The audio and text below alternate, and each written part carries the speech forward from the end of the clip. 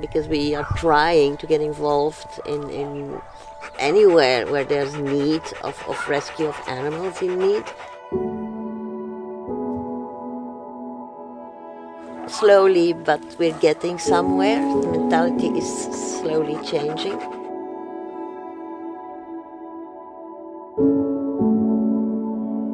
God blesses you in the morning and He curses you in the afternoon. That's really Romania. Because without volunteers, you're nowhere. You're nowhere. But you need the resources, you need to guide them, because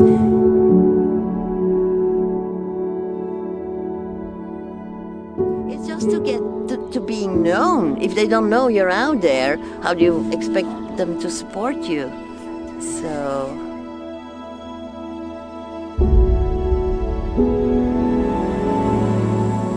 one four-paw saved gives you the guts and the craving to go on.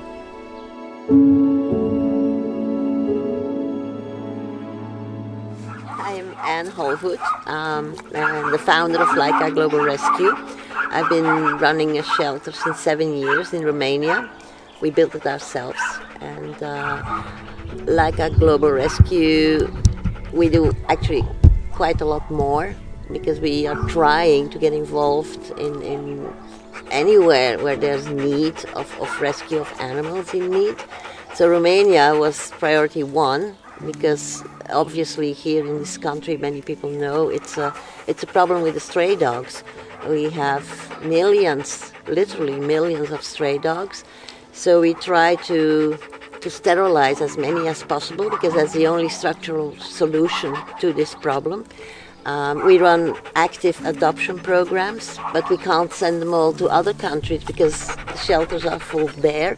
So we work with local vets, and they know obviously which people take good care of their dogs, and the vets send the people to us, to the shelter, to pick them. And so like that, on average every year we can rehome 300, 350 dogs. Yeah. We permanently have housing right now for 250 dogs and 50 puppies, because we still find puppies, of course. So we're trying to change the mentality here in Romania. In weekends, we organize trips for kids from the kindergarten when we have a lot of puppies, and we send them into the shelter. And then they can come play with the puppies. That puppies are seen as living creatures, not just things to kick at or throw stones at. And slowly, but we're getting somewhere. The mentality is slowly changing. So what do we do in Romania here, Mishka?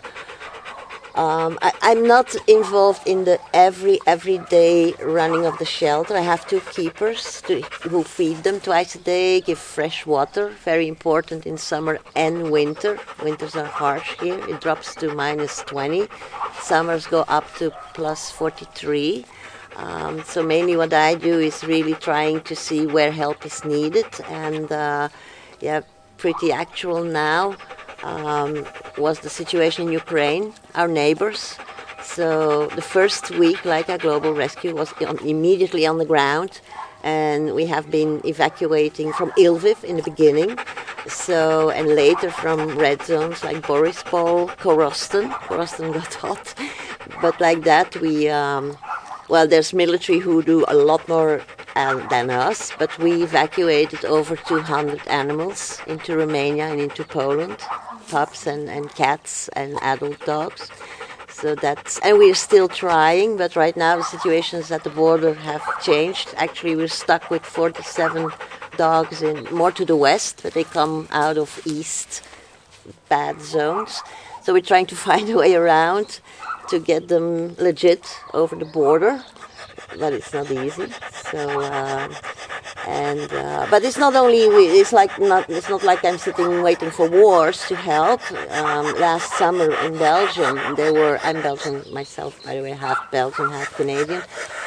We had real bad water floods, and entire cities got flooded. People lost their houses, and we jumped, and with quads we were delivering food for the dogs and the cats the pets there. People were sitting on their roofs waiting for helicopters. They don't take pets. So we were really trying to save what we could. And what else did we do? There were, like, I think 3 years ago, there were the forest fires in Greece. We immediately worked with vets from all over to send flamazine, to send whatever supplies they needed, because people, and they mean well, they start collecting, but it takes like 5-6 weeks to collect the right stuff. And then it has to be transported. Then they start collecting funds to transport it, but you have to move way faster. They need it right now. The animals get burned now in that forest fire, and so it's a very complicated process, isn't it, really? it is. You have to plan, but the thing is, like here in Romania, I learned very well that plans mean nothing. You leave at 7 in the morning to the shelter, it's all nice, and then you find a wounded dog or a puppy, and there goes your plan for the day. So God blesses you in the morning and he curses you in the afternoon. That's really Romania. It's not... No day's the same. No, and it's a beautiful country, and some of Romanian people, I really love them, but it's still Romania, and we have to deal with situations that you wouldn't have to deal with in Germany or Belgium, obviously. So that's what is going on here. So. And what inspired you to start? Well, actually, I came here a lot, beginning of 2000, those years, for a total different job. I did software assignments, leading teams of software developers for video games and other industries. And actually I saw the dogs in the streets, and it starts with adopting one and two, and it goes over bringing wheelbarrows full of food to people who keep dogs in their gardens. And then one day I read in a newspaper that in Focșani, actually the capital of the province here, they were about to kill 265 dogs. And I had something like, not on my shift. So the day itself, I made a GoFundMe. I harassed all friends, family, colleagues, ex-colleagues, and in no time we had the money. We went to talk to the mayor, give us delay. And because we were foreigners, we got a delay, and we built Laika 1 really in 3 weeks' time. Wow. So we saved the 260. Well, there were already some dead because they were starving, but we saved 235 of these dogs, and we took them all to Laika 1. Wow. Yeah. And then I realized what I had done. I said, okay, now I am a hostage for the rest of my life. Because, okay, you took them, but now they need to eat, they need vaccines, they need to be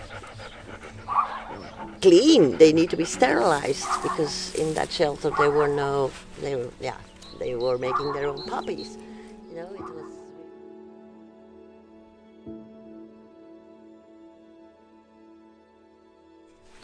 Sponsorship's vitally important to you. How do you go about raising money to keep the shelter going? Well, that's where I'm not so good at. The thing is that Laika, when we started, I had the friends, the family, the followers, the colleagues. They saw what we were doing, and we have a very, very faithful following club, let's say. But of course, it never stops. Then it's building new houses, adding kennels, and you can't ask the same people all the time, give me more money, I need more money. So that is the hard part. You stop panting now. So you're always looking for different avenues and different ways of approaching sponsorship. Yeah, exactly. And now I was really surprised because our followers, it's mainly Holland and Belgium, because they know the Belgian in Romania. And I was surprised by the UK, how massively they helped me. There's people in the UK who kept sending vans full teams to go on the ground with me and to help crossing all those dogs, because without them I couldn't have done it. We have limited resources, so I was really amazed by the British people. They really do love animals, and I hope that some of them will just keep following me and help supporting me in what we really want to do in the future, because Laika has two really main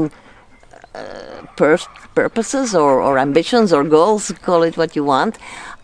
That's one, really to keep sterilizing, because it's the only thing that you can really get things done here. Otherwise we will continue till the end of times. And secondly, I really want to expand that fast response team we have. We have good people. We have ex-military joining. I'm ex-military. So, but we should be able to do more.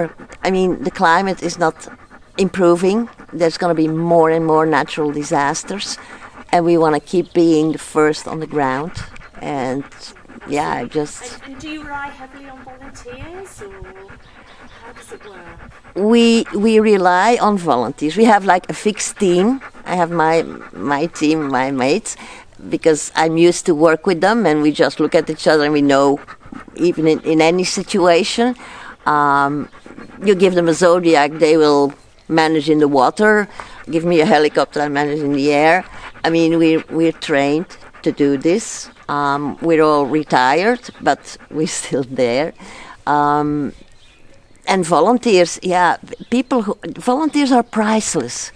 Those people, you cannot even pay them. They have to do it with passion and for love. And again, the people who are here, the people driving around quads, even my neighbors, my ex-neighbors in Belgium, they were really helping, and it makes the entire difference. Because without volunteers, you're nowhere.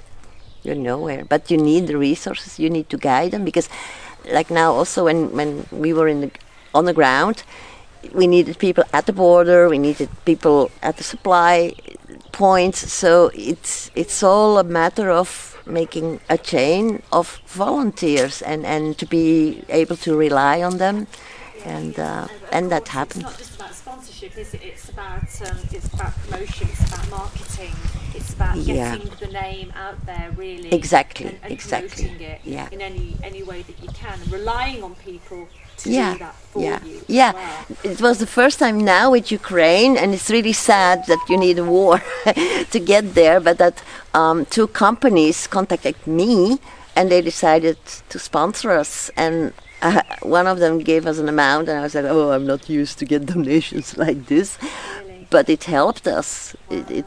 So indeed, what you say, I should promote more. I should be better in begging or selling myself. But it's not easy to do, is it? When you're constantly working on the ground, it's all it's just not realistic. You don't have the time. I didn't have the whole Ukraine, the weeks I was there. I never had access to my Facebook until I really came somewhere where they had internet. It's and that I don't have. I don't have a marketing team. I'm not the bloody Red Cross or people who are breaking the chains. But no, they're good at it. No, and really I admire them for what they do, because you see, they can bring out more animals because they get the better material, they get the better support, and I'm not jealous. I'm happy for them, but then I go like, But you need more people on the I need. If you're going to go off doing the marketing, the PR. It's just to get to being known. If they don't know you're out there, how do you expect them to support you? Exactly. So Anne, apart from wartime scenarios and rescuing in Romania, what else do you do to support the animal community? well, for instance, in winter, like in Belgium, there's a lot of homeless, because we had a lot of refugees from Syria, Belgians, because poverty is a hidden problem, but it's there. So, and a lot of homeless, for instance, in Brussels, a big capital, there's shelters where the homeless can go sleep, but their dogs are not allowed. So we put something up with the police, with the canine brigade of the Brussels police. We went to talk to them and said, look, we should really do something for those animals, because some get lost in parks or tied in freezing cold. And there we have a total program that the police also helps us to distribute food into the heart of Brussels to the dogs of the homeless. And Belgium, for the first time in ages, has now a minister of animal welfare who really cares about the animals. And we are trying to get him that far that we would get shelters where the dogs are welcome too in the winter. Amazing. Yeah. That's so Yeah. lovely. So that's an example of what we also do in less violent times. Cover a lot of ground then, don't you really? I try. I do my best. I try. Non-stop. It gives energy because anyone you can save, one forepaw saved gives you the guts and the craving to go on.